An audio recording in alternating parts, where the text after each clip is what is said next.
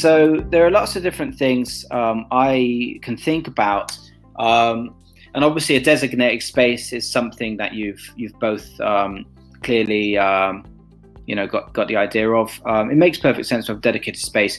There are multiple reasons for this. So of course, having something like your certificates in the background, as long as they're visible enough to understand what they are, even if they're not necessarily very legible from that distance, it does give that more impression, more of a professional sort of impression. It gives the patient the understanding that you've actually put thought into this. It's not just you doing your consultations from home because you've got no choice or something like that. It's you've actually set aside a space. You've actually thought about the process. You've thought about what the patient's going to get out of it, and you've adapted, and that goes a long way. And what I find as well is that having a dedicated sort of space where that's sort of your space for video consultations or your space for work from home or whatever else it might be, in the case of a home office, for example, I find that goes a really, really long way in terms of helping your mindset as well.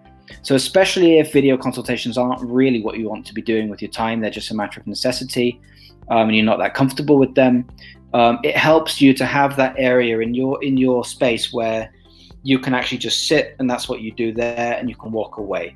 It's really good for that. And I found that actually working remotely, as I've been doing over the lockdown period, I found that working from home or even working from the office, but with a different sort of ambiance, a different sort of atmosphere, different staff, fewer staff, all that sort of thing.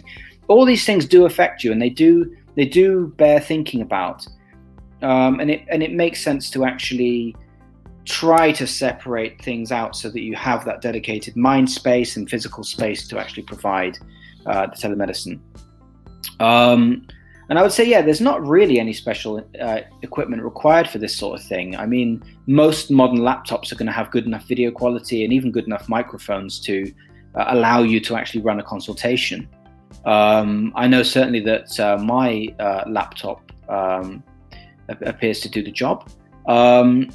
So I mean, it's not like you have to invest too much in it. It's more about how you prepare. It's all prior preparation rather than buying the latest gadgets to be able to do this sort of thing.